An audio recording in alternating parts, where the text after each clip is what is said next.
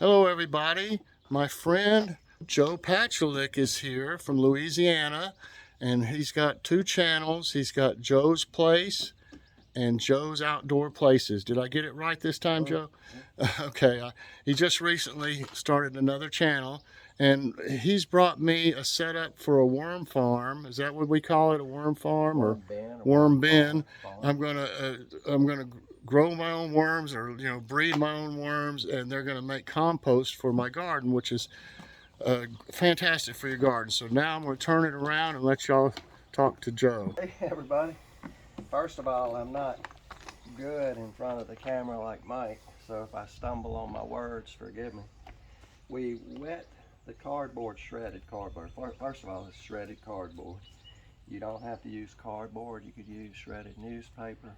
You could shred it by hand. This was shredded with a machine, but you could just as well shred it by hand. In fact, there's a lady who don't shred it at all. She just layers it, and it works just as well. Or you could use cocoa coir. I'm not so sure about peat, but you could also use shredded leaves. Oak leaves are not so good, but most other leaves are good. I think there's some acid in the oak leaves. Anyway, we've wet it down, and it's not too wet, it's just right. I don't know how to tell you just right. I guess when you can squeeze it and you don't get maybe just a few drops like that. But if you squeeze it and it drips a little too much, then it's too wet. So I think we got it just right. So we use distilled water, right, Joe? Distilled water. You could use rainwater, but tap water, I probably would let it sit overnight to get rid of any chlorination, or just bottled water. And to be perfectly honest, once you start feeding them, a lot of times the food has enough moisture in it, you don't have to even add water. You might even have to leave the top off to allow some of the moisture to evaporate. But what I'm going to do now, I brought the worms and some of their home product that they came from. It's just a plastic Tupperware with holes in it. They had air. And these are some seeds that sprouted in my bin. Wow.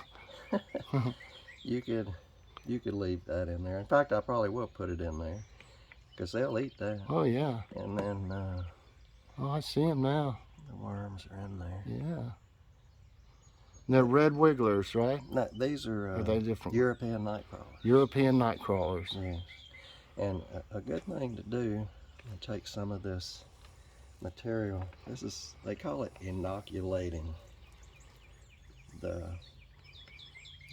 what they're going to live in, whether it be cardboard or leaves. And it don't matter if you get a few worms mixed in it at first. I've got some coffee grounds over here I've been saving too. Yes, coffee grounds are excellent.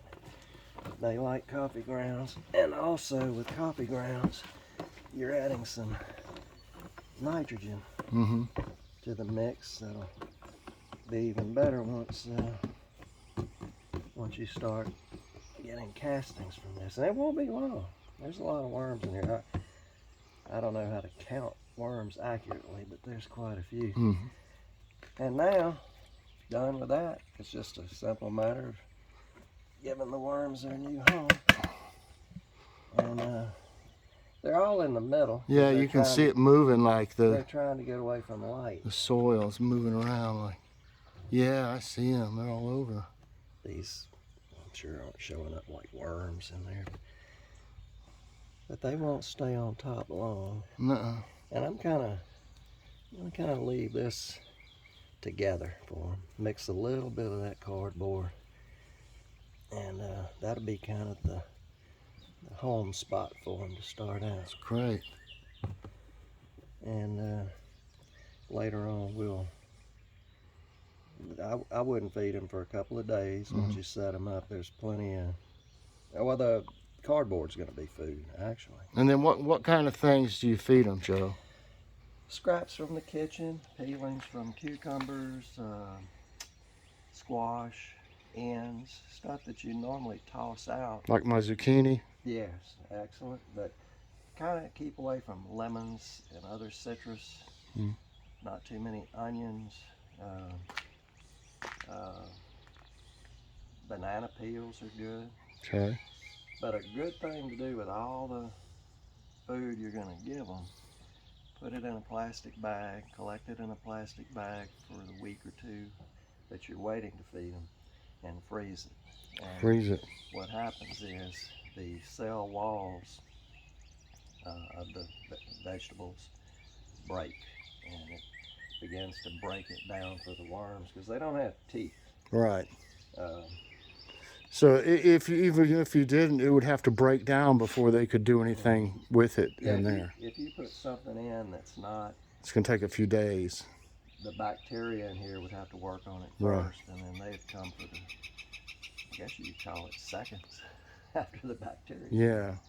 So you need to go ahead and freeze everything first and then add it. Once it's thawed. Now if you put it in frozen, that's fine. The worms have enough sense to get away from heat and cold. Yeah. And again, every once in a while you want to check your moisture. And if it's dry, add a little more distilled water. Yes. Well, that's great. How you doing, honey? I'm doing fine. Did you have a good trip up? I sure did. I'm meeting Joy for the first time. She's That's right. walking out. That's right. I'm anxious to go say hello to her. Well, let's see. We've got this set up then, and y'all, you ought to try this at home, especially if you garden, because if you've ever bought any worm castings, I paid, I think, $32 or something like that for 30 pounds, and that was one of the cheaper ones. So the stuff's really expensive. You can save yourself a lot of money, and it makes everything grow better. So we're going to go for now, everybody. Joe says bye. Please press that like button, subscribe if you haven't already, share this out, and hit that notification bell so that you get all my videos as soon as they come out. Bye everybody, and God bless.